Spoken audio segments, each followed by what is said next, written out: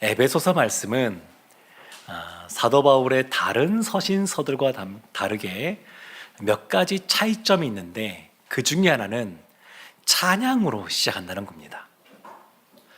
에베소서 1장 1절과 2절은 인사말이 나오고 그 다음에 3절부터 시작되는 이 내용이 찬송에 대한 내용입니다.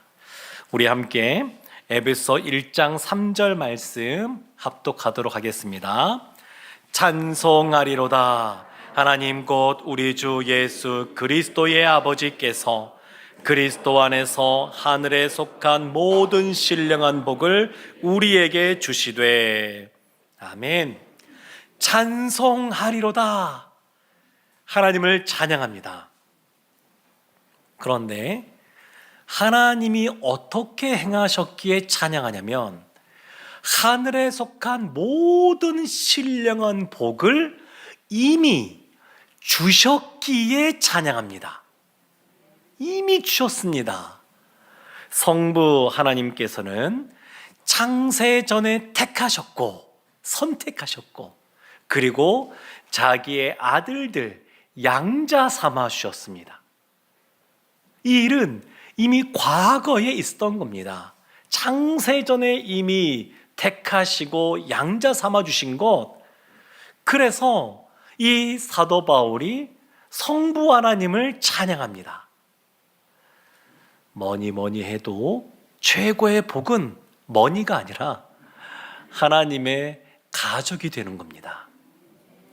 하나님의 아들, 딸이 된 겁니다. 이것이 최고의 복입니다. 과거에 이미 우리 가운데 이와 같은 복을 주셨다. 그래서 사도 바울이 성부 하나님을 찬양하고 있습니다.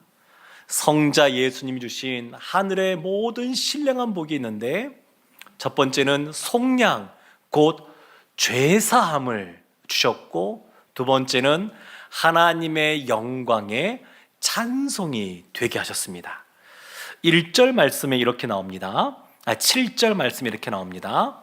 우리는 그리스도 안에서 그의 은혜의 풍성함을 따라 그의 피로 말미암아 속량 곧 죄사함을 받았느니라.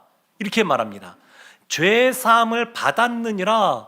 우리 한글 성경에서는 과거형처럼 이렇게 쓰여져서 예전에 받았단 말인가 이렇게 생각할 수 있는데 원어는 현재형으로 쓰여졌습니다.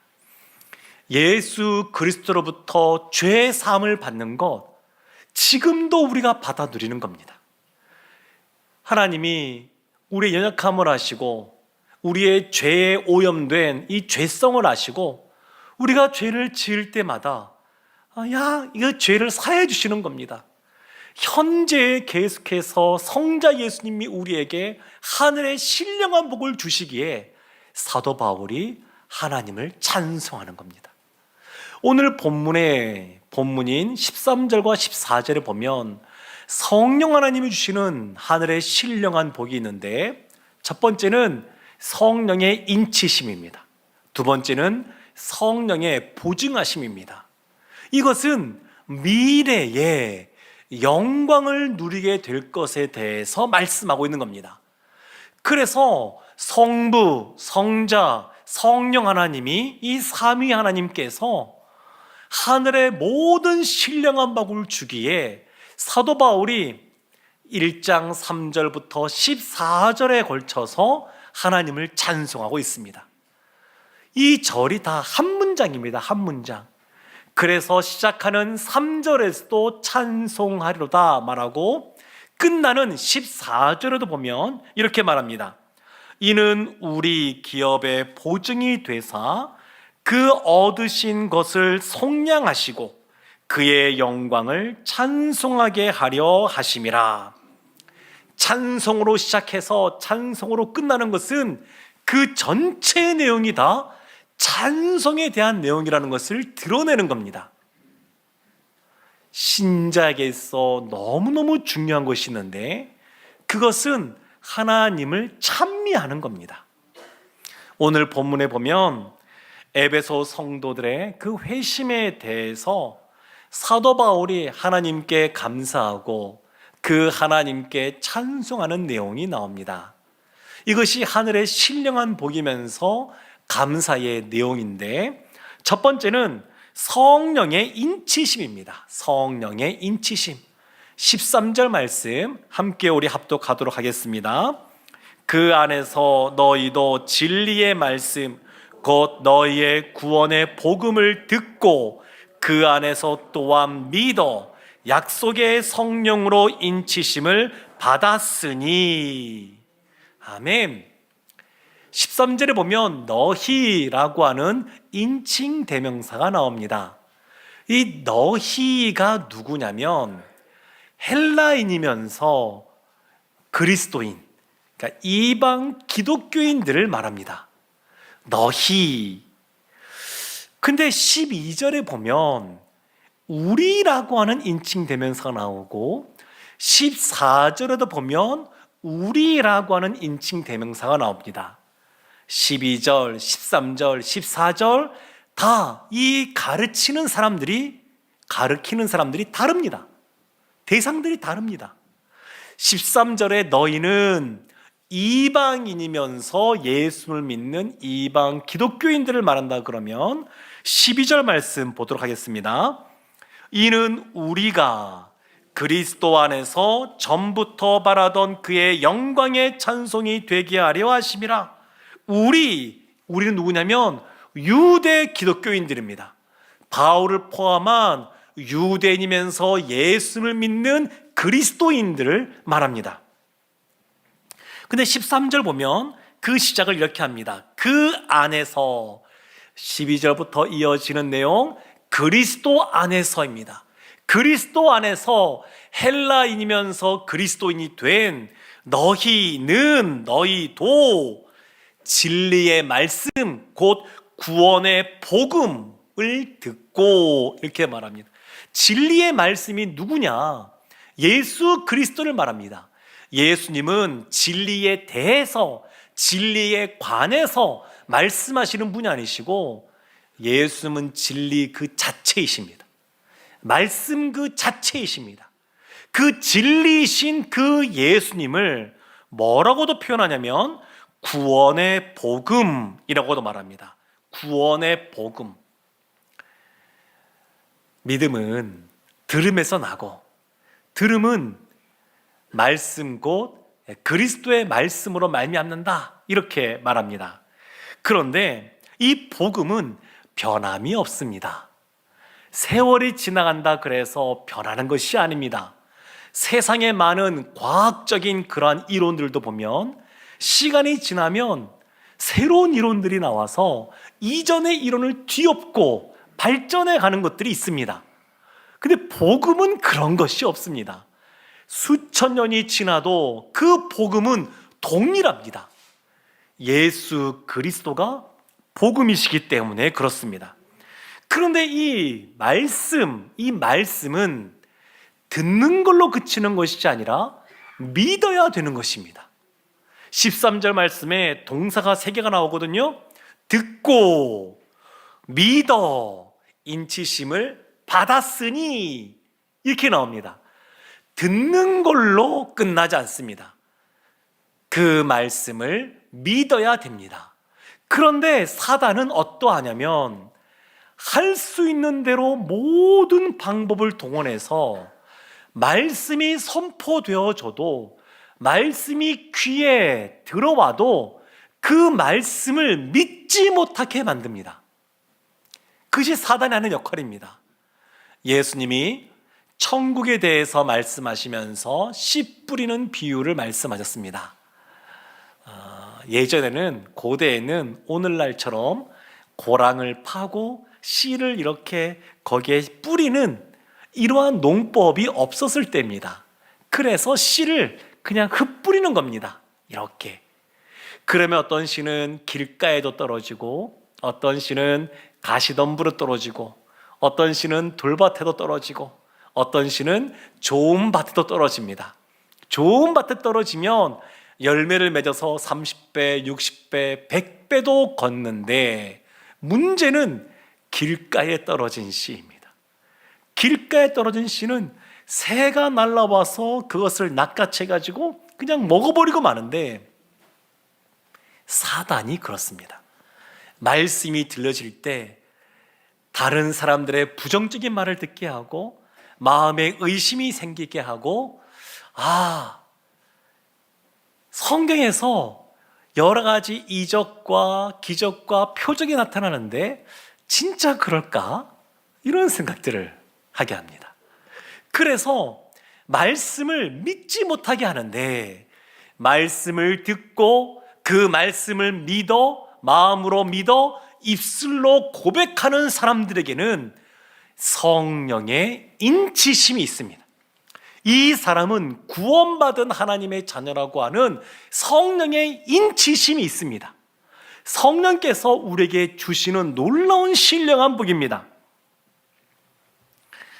그래서 성령이 인을 치신다라고 하는 것은 무슨 뜻이냐면, 이 당시 사람들은 인을 친다라는 것이 이해하기 쉬운 말입니다. 왜냐하면 소나 말이나 양이나 다 주인이 내 소유라고 하는 그런 표시를 합니다. 이렇게 뜨거운 낙인을 찍죠.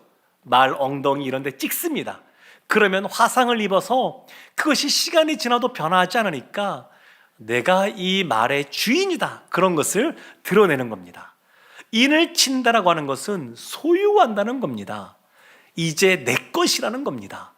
성령이 인쳤다라고 하는 것은 이제 우리가 하나님의 소유가 되었다라는 겁니다. 이제 새 학기가 되면 학생들이 교과서를 받게 되는데, 그러면 제일 먼저 하는 것이 뭐냐면 교과서에다가 앞에 자기 이름을 적는 겁니다. 왜 적을까요? 내 거라는 표시입니다. 하나님이 그냥 동물들과 다르게 사람에게는 그 심령에 인을 치십니다. 그 심령에 성령으로 인치면서 너는 이제 내 거야 라고 말씀하시는 겁니다. 이사야서 43장 1절에 이렇게 말합니다. 야곱아, 너를 창조하신 여호와께서 지금 말씀하시느니라. 이스라엘아, 너를 지으신 이가 말씀하시느니라. 너는 두려워하지 말라. 내가 너를 구속하였고 내가 너를 지명하여 불렀나니 너는 내 것이라. 우리는 주님의 것이 되었습니다. 하나님의 것이 되었습니다. 그래서 하나님이 이스라엘에게 너희는 이제 두려워하지 말라, 겁내하지 말라, 그렇게 말씀하고 있습니다. 이제 우리는 하나님의 소유, 하나님의 재산이 되었습니다. 그런 자산이 되었습니다. 그런데 만약 우리가 이 상 살아가면서 넘어져서 실족하면, 그러면 누구 손해가 되겠습니까? 우리는 하나님의 것인데, 하나님의 자산이 되었는데 하나님 손해가 됩니다. 그래서 하나님이 책임지시고 우리를 보호해 주시고 지켜주시는 겁니다. 두려워하지 말라고 하시는 겁니다. 우리의 인생 가운데 그래서 하나님이 개입하십니다. 그냥 내버려 두지 않으십니다. 사랑하는 성도 여러분, 그래서 날마다 하나님이 우리에게 하시는 말씀이 뭐냐면 너는 내 것이라, 그렇게 말씀하시는 겁니다. 소유한다라고 하는 것은, 그래서 인친다라고 하는 것은 소유한다라는 의미일 뿐만 아니라 그래서 보호한다는 의미가 함께 있습니다. 내 소유가 되었으니 그러니 주인이 책임지고 보호하는 겁니다. 사랑하는 성도 여러분, 하나님은 믿는 자에게 있어서 세상 그 어떤 창으로도 절대 뚫리지 않는 절대 방패 같은 분이십니다. 그래서 세상 그 어떤 것으로도 해를 입지 않게 하고 늘 우리를 보호해 주십니다. 성령의 인치심을 받았다라고 하는 것은 이런 은혜 가운데 거한다는 말입니다. 성령님이 주시는 신령한 두 번째 복이 있는데, 그것은 보증하심입니다. 보증하시는 것. 14절 말씀 우리 함께 합독하도록 하겠습니다. 이는 우리 기업의 보증이 되사 그 얻으신 것을 속량하시고 그의 영광을 찬송하게 하려 하심이라. 14절 보면 우리라는 말이 나옵니다. 12절에서는 유대인이면서 그리스도인인 유대 기독교인들을 말한다 그러면 13절에서는 헬라인이면서 그리스도인이 된 이방 기독교인을 말합니다. 14절에서는 이 두 부류를 다 포함합니다. 유대인이든 헬라인이든 모든 사람들을 다 포함합니다. 예수 믿는 사람은 하나 됨을 이야기하고 있습니다. 그래서 우리 기업의 보증이 되신다 이렇게 말씀합니다. 우리의 기업이 된다고 하는 것 성도를 말하는데 이 성도의 보증이 되십니다. 세상에 많은 계약들이 있습니다. 그런데 계약은 지켜져야 마땅한 것이지만 세상에서는 계약은 깨기 위해 하는 것이다 이런 말이 있을 정도로 변화무쌍합니다. 최근에 빌라왕이라고 하는 사건이 뉴스에 많이 나오고 있습니다.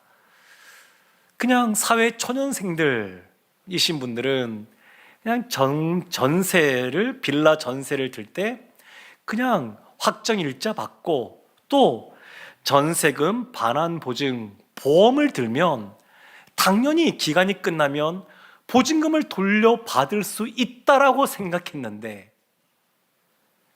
피해를 보게 생겼습니다. 그러니까 안전하다고 생각을 했는데 세상이 그렇게 호락호락하지가 않습니다.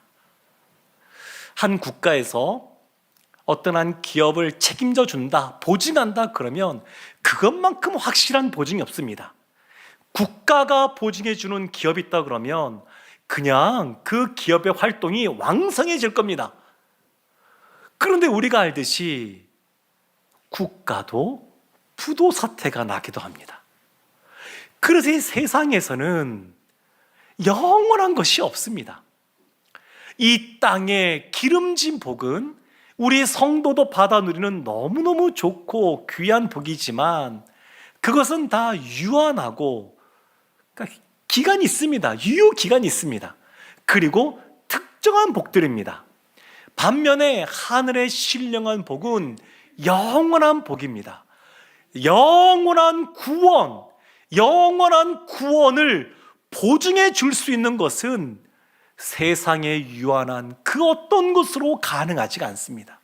그래서 하나님이 영원한 구원을 보증하기 위해서 영원히 변치 않으시는 성령 하나님으로 보증하게 하시는 겁니다. 고린도후서 5장 4절과 5절 말씀이 이렇게 말합니다. 참으로 이 장막에 있는 우리가 짐진 것 같이 탄식하는 것은 벗고자 함이 아니요 오히려 덧입고자 함이니 죽을 것이 생명에 삼킨 바 되게 하려 함이라. 곧 이것을 우리에게 이루게 하시고 보증으로 성령을 우리에게 주시니는 하나님이시니라. 썩어져가는 옛 구습을 벗어버리고 옛사람을 벗어버리고 새 사람을 입게 하셨는데 그 새 사람이 죽을 것이 생명에 삼킨 바 된 그 새 사람을 보증하는 것이 성령님이라고, 그리고 그 성령님을 성부 하나님이 보내셨다고 성경은 밝히고 있습니다. 사랑하는 성도 여러분, 성령님이 보증한다라고 하는 것은 나중에 보증금을 돌려받을 수 있는 가장 확실한 것이다 이렇게 말할 수 있는 것인데, 이 땅에서 우리가 삶을 살아가지만 이것이 끝이 아닙니다. 내세가 있습니다. 예수님이 재림하시면 하나님 나라가 완성되게 되고 그 나라는 영화로운 나라입니다. 영광의 나라입니다. 그런데 하나님이 하나님의 백성들, 구원받은 자들에게 하시는 약속이 뭐냐면 그때가 되면 미래에 하나님의 영광의 나라에 들어가서 영화롭게 될 것이라고 말씀하시는데 그것을 보증하시는 분이 성령님이라는 겁니다. 미래에 우리가 받아 누릴 영광, 그것을 성령 하나님이 보증하신다는 겁니다. 사랑하는 성도 여러분, 그래서 신자는 믿음의 눈으로 예비된 축복을 바라보아야 됩니다. 우리의 마지막은 영원롭게 되는 겁니다. 그것을 성령 하나님이 보증해 주십니다. 예수 믿는 사람에게 이 예수 믿는 사람은 이미 성령님이 인쳐주셨고 보증을 해주었습니다. 예수 믿는 사람은 다 성령의 역사심 속에서 예수를 믿는 겁니다. 신자는 성령의 충만함, 사도행전 2장에 나오는 오순절 마가의 다락방에 있었던 그 강력한 성령의 임재하심이 없다고 한다 할지라도, 성령이 불처럼 임하는 것이 눈에 보이지 않고 성령이 바람처럼 임하는 것이 귀에 들리는 경험이 없다 한다 할지라도, 우리의 마음속으로 예수를 믿고 예수를 나의 구주라고 고백하는 모든 사람은 이미 성령의 인치심을 받은 사람들입니다. 이미 다 성령 받았습니다. 성령님의 역사가 아니고서는 예수님을 믿을 수가 없습니다. 그래서 다 성령의 인치심을 이미 받았고 또한 성령의 보증을 받았습니다. 요즘 날씨가 많이 춥습니다. 그래서 기상 예보에도 보면 영하 몇 도입니다, 이런 보도를 보게 되는데, 그런 것들은 다 온도계를 통해서 그 기온을 알 수가 있습니다. 그런데 이 세상은 온도계만 있는 것이 아니라 온도를 조절하는 온도 조절계가 있습니다. 인생을 살면서 문제를 만나게 되는데, 문제만 있는 것이 아니라 우리 인생에는 그 문제를 해결하시는 하나님이 계십니다. 눈을 들어서 우리가 이 하늘도 바라보고 산도 바라보면 큰 산이 보입니다. 때로는 인생 가운데 큰 산이 있기도 합니다. 그런데 아름다운 그러한 산을 바라보고 강을 바라보고 여행을 하면서 너무 멋진 경치를 볼 때 우리가 꼭 기억해야 될 것이 있습니다. 그것은 이 산과 강을 만드신, 창조하신 하나님이 계시다고 하는 것. 아무리 큰 태산 같은 문제가 있어도 그 문제를 하나님이 해결하실 수 있다는 것을 기억해야 됩니다. 너무 어려움이 많아서 건강의 문제든 경직의 문제든 너무 힘들어서 앞뒤의 좌우가 꽉꽉 막힌 것 같아도, 인간적으로 생각해도 돌파구가 없고 불가능해 보이는 상황이란다 할지라도 늘 우리의 위 하늘은 열려 있는 줄 알고 하나님께 기도하며 나가야 될 줄로 믿습니다. 성부 하나님은 구원을 계획하시고 성자 예수님께서는 구원을 성취하셨으며 성령 하나님께서는 그 구원을 우리 가운데 적용하십니다. 그래서 아버지 하나님의 뜻과 아들의 구속과 성령의 역사로 우리가 구원을 받았는데, 구원받은 우리가 하나님께 보여야 될 반응이 있습니다. 구원받은 하나님의 사람들이 하나님께 보일 최고의 반응은 하나님을 찬송하는 겁니다. 하나님을 찬미하는 겁니다. 그래서 사도 바울이 삼위일체 하나님의 신령한 복에 대해서 말하면서 반복해서 하나님을 찬양하고 있습니다. 3절부터 14절까지 하나의 문장으로 되어 있는데, 여기에 하나님을 찬송한다는 표현이 여러 번 나옵니다.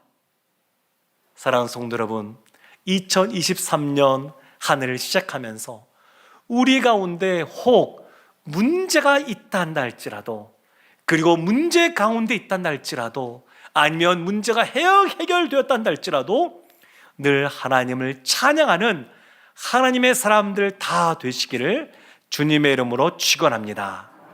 아멘. 기도하겠습니다. 하나님, 우리를 주의 자녀 삼아 주시고 우리에게 구원받은 자인 우리에게 성령으로 인쳐주시며 또 성령 하나님이 영광의 미래를 보증하여 주셔서 감사를 드립니다. 구원받은 자로서 늘 하나님을 찬양하는 우리 모두가 되게 하여 주시옵소서. 예수님의 이름으로 기도합니다. 아멘.